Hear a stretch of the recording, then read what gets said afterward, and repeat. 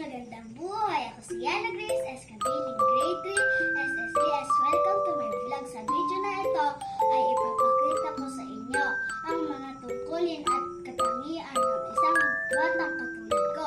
Number 1, tiwala sa sarili. Number 2, pagmalasakit. Number 3, responsable. Number 4, pananalig sa Diyos. Number 5, disiplina. Number 6, paggalang. Number 7, pagkikisa. May tiwala ako sa aking sarili. Hindi ako nahihiya ipakita ang aking talento, lalo na sa pagsayaw. Ako ay mapagmalasakit, maging sa hayop, halaman at kalikasan. Pinapraktehan maging ang karagatan. Hi guys, dahil walang pasok ngayon, tumulong tayo sa gawaing bahay. Tara, samahan niyo ako. Sakapin natin maging responsable. Guys, dapat hugasan natin ang ating pinagkainan upang makatulong sa ating mga magulang.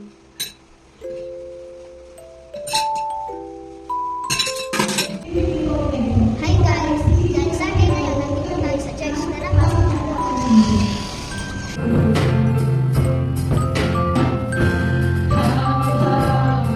Ako si Bichan, professor sa ako lang pangalan ko na si Lily Maricel.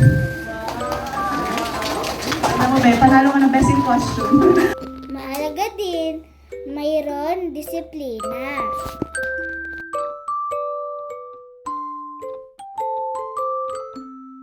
Sumunod ako sa patakaran at oras ng paglalaro. Naglalaan ako sa aking pag-aaral. Nagsapat na oras. May paggalang ako sa aking pamilya at sa pagkain.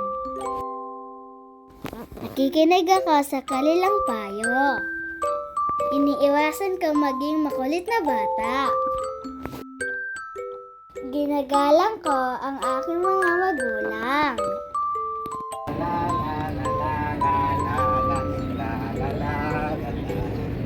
Pinatatak namin para pag dumaan. Ikilak ako sa mga gawain. Kami mabuti, ganyan. Hindi yung Kaya no, pinabiwan ka. Kung nga, hindi Yung pinatatak eh.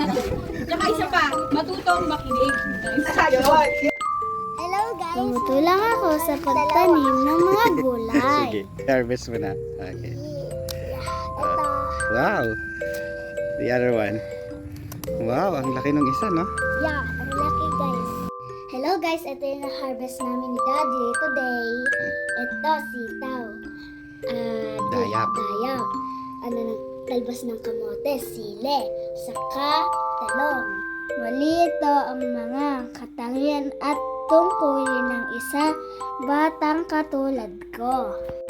Tiwala sa sarili, pagmalasakit, responsable, pananalig sa Diyos, disiplina, paggalang, pagkikiisa.